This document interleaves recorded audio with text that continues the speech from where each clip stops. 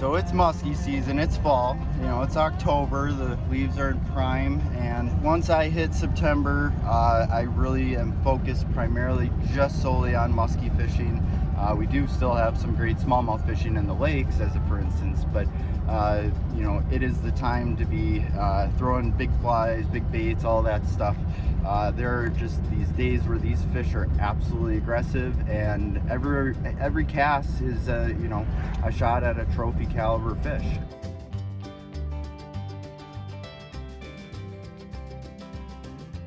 It's basically like an oversized muddler in a way.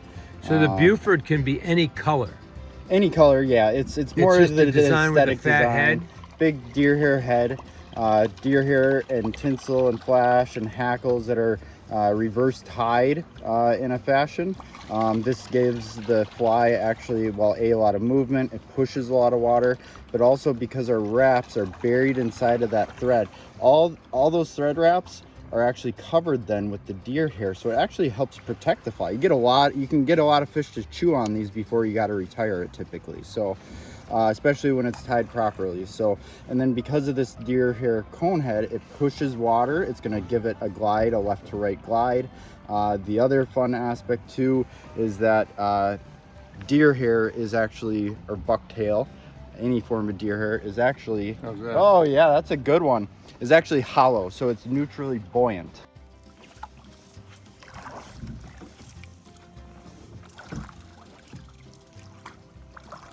The lake itself doesn't actually have really any sturgeon in it, but the river does. There's a really good chance that you might see a sturgeon jump for joy today, and that's usually a good sign. Some of the old-time musky anglers would say if the sturgeon are jumping, the muskies are happy.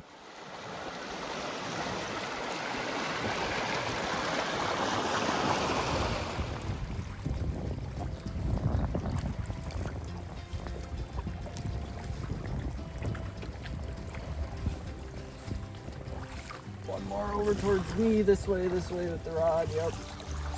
A little tighter. Oh, rod tip down, yeah. Rod tip down. It's a nice little northern. Yeah! We broke the ice here, baby. Yeah, gotta break the ice somehow. Yeah.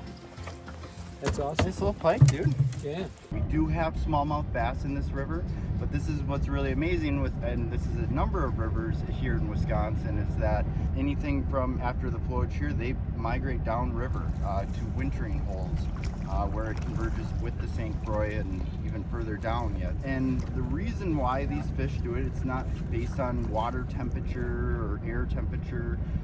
It's actually primarily because the sun, it hits a certain angle right around mid-September, and they just can't see their food or their forage, so they got to move on.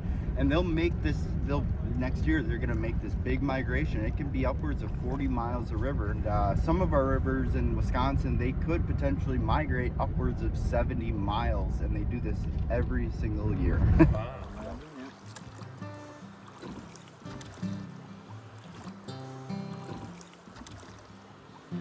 It derives out of Lake Namekogan, which would be to the north of the Hayward area in the Cable, Wisconsin, or Namekogan area, and it means Lake of Sturgeon, or Lake of the Sturgeon. So virtually no sturgeon in that lake, actually. It may be at one point in time, but our river does have sturgeon in it, yep.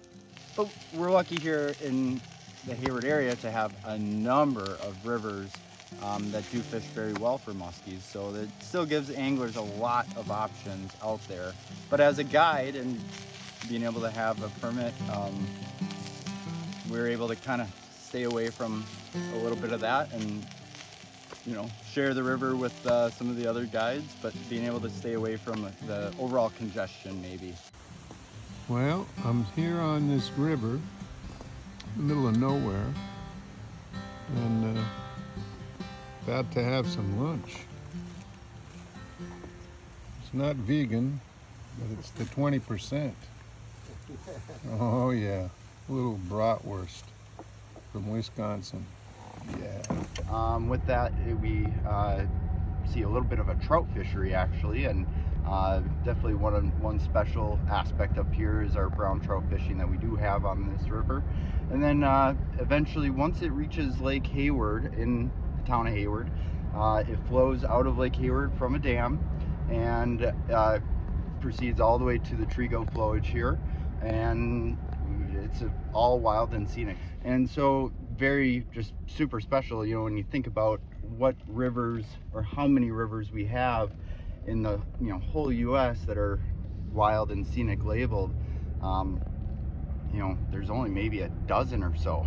This is a time where they're feeding very aggressively and heavily, so they're going to, I mean, damn near double their weight leading into the end of October and November. So that's why the fall is such a highlight time frame. Like I said, we're very fortunate. We have a number of them in our area, and this is just one that's real special to the Hayward area for sure. Well, thanks for bringing us out. Absolutely. Looking forward to it. It's gonna be a lot of fun. Yep. Another American river for the American Rivers Tour.